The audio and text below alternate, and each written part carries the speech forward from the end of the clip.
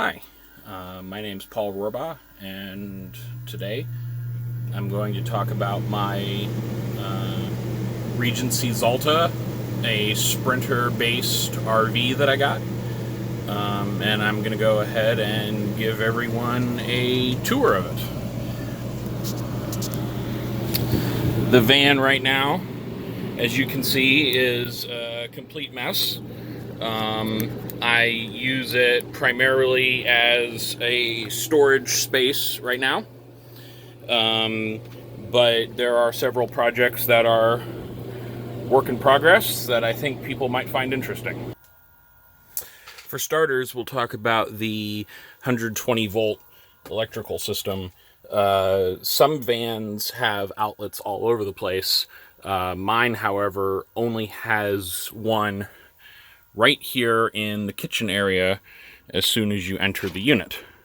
And it is a two socket outlet normally. And then there is another outlet in here near the electrical section, which we'll get to. But those are the only two outlets. So my first upgrade was to get a 9-plug multi-plug, which screws in, and that's very important, to the outlet, giving me 9 sockets here instead of the regular 2. However, that wasn't really enough for me, as many devices, not so much that 9 sockets wasn't enough, but with the big plugs that a lot of things have, can't really fit them in there. So I found on Amazon this bar right here, and it has plugs on all 3 sides of it, even here on the back. And so the idea was that I could plug in basically an unlimited number of transformers and chargers and other small things that don't draw a lot of power. I cut the power cord that it came with and wired it into a 15 amp heavy duty plug, which can just plug in right there. So now I have 8 outlets here, and then a ton down over this way, and that is super convenient. This countertop, which is an absolute mess right now, is where I have a lot of laptops and chargers and things like that plugged in. Over here I have a 12/24 volt fan that I added, and I forget how to say the name of it, but it is an adjustable fan, and you can put it, you can adjust it at basically any angle you want. Very power efficient, and this helps a ton when I'm not using the air conditioning. One thing that's very important for me is to know what temperature it is outside the van.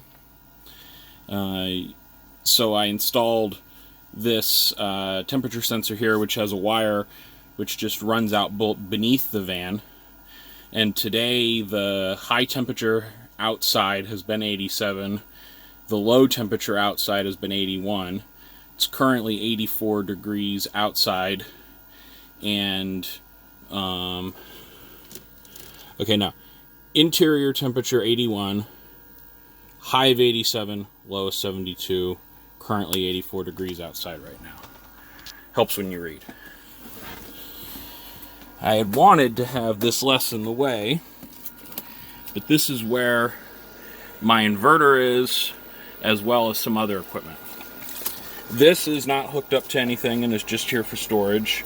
That's a 120 volt to 12 volt transformer. We'll talk more about that later. But currently over here I have a meter which shows me how much power I'm drawing off of my shore power connection. I have a battery capacity meter. I only have 700 amp hours. That capacity is not set up correctly. And then I have the screen on my Renogy inverter here, giving me the information there. This is a 30 amp circuit breaker that I wired in line, and I use that for testing purposes as well as an emergency shutoff. And if I flick this, it disconnects the shore power, allowing me to have the inverter automatically switch over to the batteries. And I chose this spot because it allows me to have the inverter here close to my AC panel, which is right above it, but also close to my lithium batteries that I added, which are underneath this seat here, and I can't really show those to you very easily. The unit originally came with 4 captain's chairs up front, and I liked that layout more, but I decided to remove the 4th captain's chair. And while right now it's just filled with crap sitting on the ground, and that's how it is a fair amount of the time, it is nice to be able to step right in and have a spot where you can stand, and I rarely need the space or the seating capacity of that 4th seat anyway, and if I do, I can add it back in a few minutes right there. Currently it sits up front, but one of the purchases that was very useful for me was this 12 volt / 24 volt refrigerator and freezer. Right now I have it in freezer mode, but that's just as simple as changing the temperature. And no, the screen does not normally flash like that. That's just the camera making it look that way. But this thing sits right up here, and this is where I have it right now, but I can put it, anywhere in the van basically. And this acts as a lot of capacity, whether it's for ice cream or frozen food, things like that. Something I recommend everybody get is CB radio. I don't have any stories of it saving the day, but I have had several interesting conversations with truckers and other drivers, and it's just a nice backup. They're not that expensive on Amazon. This one here is a self-contained unit, and it needs to plug in for cigarette power and then has an output for the antenna. Don't waste your time with the one on top. It won't get you any range. But that can just sit right here and get me CB when I'm out and about driving. So now we're under the van, and this is where the spare tire would normally go. And this is, again, part of the main reason I got this. And this is a PowerTech 3 kilowatt diesel generator. And this allows you to run your generator off of the main fuel tank as opposed to using propane.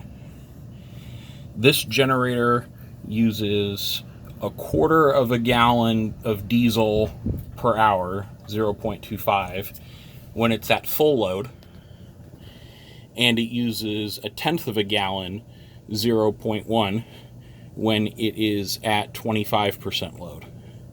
So this allows me to have a lot of generator capacity, and I also don't have to worry about having to stop and go get propane anywhere. So the thing that makes my van stand out is this cargo rack on the back, which has a fuel tank for diesel and a polyurethane tank for water. The diesel tank is DOT approved, which is important if you're going to be transporting fuel. And you also have to do the math on your tongue weight and cargo weight to make sure that you don't exceed that. I do not have these tanks full right now, and I do not ever drive on the road with them full for tongue weight. But what you can do is fill them up right before you get to a campsite. And with this tank here, I can run the generator 24 hours a day for almost 2 weeks. Or I can drive the van up to 1,500 miles without having to stop for fuel. I also have a 20-gallon water tank here on the back, and I can fill that up with a regular hose here. And then I have a pressure pump and hose right here.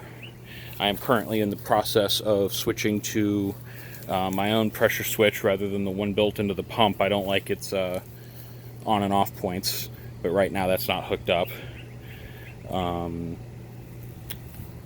One of the things that I did for safety is put trailer lights here on the back, so these are tied into the trailer power socket, and then this is one of the cameras that goes into my security system.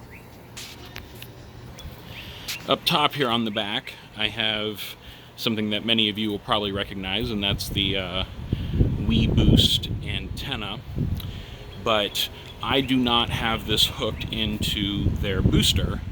Instead, I took the antenna and have it connected directly to my hotspot. And that gives me very good Wi-Fi when very good 4G reception, even when I am way off the beaten path. One of the things that's nice, depending on where you're at, is an outdoor shower. And I have this outdoor shower here, which has hot and cold water. I have replaced the shower head that it comes with an adjustable one, because I like having the ability to have mist and rainfall options, as well as a suction cup, which you can put on the side of the van to hold your shower head. And all of those things fit very nicely right here in the side. So this here is my AC and DC panel, and sorry it's loud because the air conditioner. But behind here is where I've added some of the equipment. So now the fuse panel is out. Turn off the air conditioner so you guys can hear me. So now the fuse panel is out. This right here is an automatic transfer switch between the line in on the side of the van where you hook in and the diesel generator. And that will automatically switch over to whichever input has power. Normally this goes straight into your AC main breaker, which is right here. This is your input breaker right there, 30 amps. But instead, I took the output of that and am running it to the input of the 3 kilowatt inverter. And now the output of the inverter is what's coming in here to feed my main breaker. So inside, we have all of their wiring. But this is also where I have my 60 amp DC to DC charger. And I have this mounted here on the wall. And currently it is set up entirely manually, with me having put a switch here. And I hit that switch and it will activate the charger or turn it off as I want. So I'll turn that on before I hit the road, and it will pull from my batteries up front. So one modification I did, my version of the Sprinter van comes from Mercedes with a house battery up front under the engine. So I have 2 lead-acid batteries up front. The house battery that comes with the van is the bus that would normally power all of these things, but is what is feeding the DC to DC charger back inside there. Because I don't want the house battery to discharge if the van is sitting for long periods, the house lead-acid battery, I took this battery charger that is built into the panel, and instead of having this connect to my new lithium batteries, this charger is connected to the lead-acid. So my Regency will charge the lithium batteries, and then this will charge the lead-acid battery. So now that's put back together. Kill the air conditioner again. So in here, this is the enclosure that is used by default for the Blu-ray player for this TV. That's how it comes from the factory. I took the 12 volt that is available there's an unused circuit for satellite TV, and hooked that up to a 12 volt regulator. So this takes the battery voltage, which we call 12 volts, but is often 14 volts, 13 volts, in that range, and converts it to exactly 12 volts like you'd get out of a DC adapter. And that is soldered to a bunch of these 5mm connectors here. And that is what powers my security system, all of my cameras, my Ethernet switch, my HDMI switcher, my router, and a lot of other electronics that I have running here. I have a USB-C power supply that runs off of that runs a few things in there. And this is, it's a rat's nest, but this will do bridging Wi-Fi, so I can connect to a Wi-Fi hotspot and it will put my whole network online. It will connect to my cellular modem.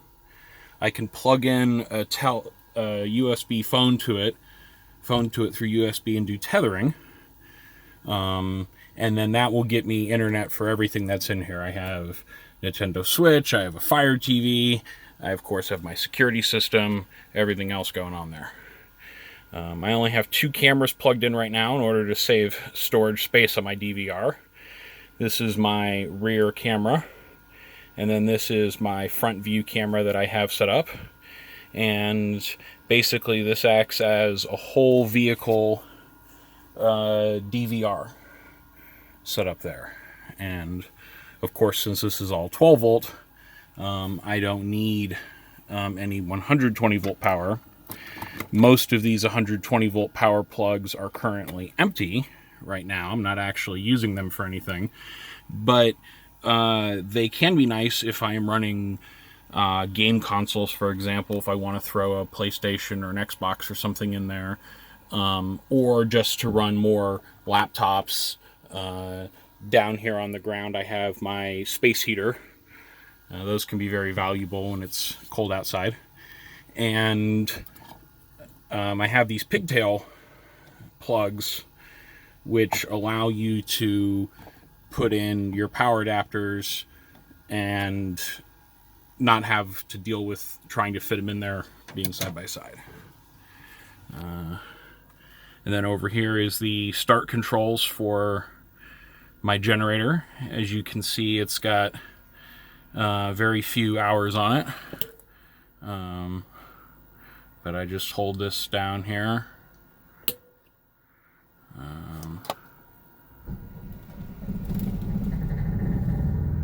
And now we're on generator.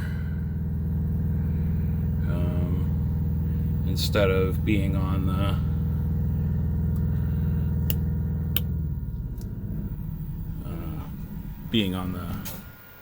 wall.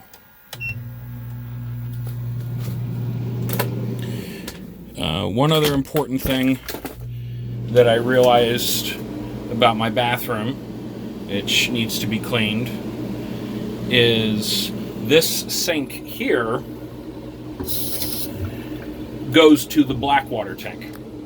And that can be a bit of a surprise for you if you're not realizing that. And as a result, I now basically never use that sink because I don't want to add water to my black tank unnecessarily. One thing I did, which I'm still not sure how I feel about, is I replaced one of my screens here in the back of the van with a much finer mesh screen. And as you can see here in the video, there are plenty of bugs and things caught in it, a little bit of dust. And the idea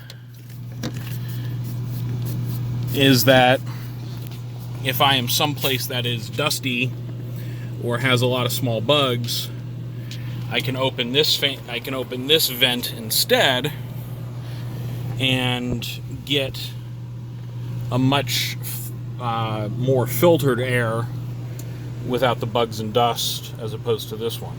It does have a noticeable drop in airflow. Like if I open up this one here, you'll get a very strong breeze through it, whereas this one here, you know, it's more of a gentle flow. But it really does a good job of keeping out the small bugs and fine dust. And that's a simple matter if you know how to replace a screen. And then finally, for the people who ask, well, how do you get the diesel into your van? I have a feed off the bottom of the tank, which goes into a fuel pump here. And then I have a fuel water separator. And then that comes around over here to where the generator is. And all diesel devices have to have a diesel return to the tank based on how their fuel pumps work. So you can see it says fuel out here. So what I have is I have a series of check valves. So this is my fuel pump coming out of the tank, and there's a check valve, so when the generator is running, fuel cannot flow into my auxiliary tank.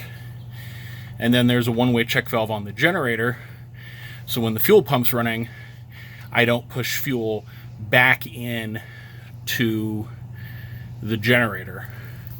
And then there is an additional fuel filter that I added here.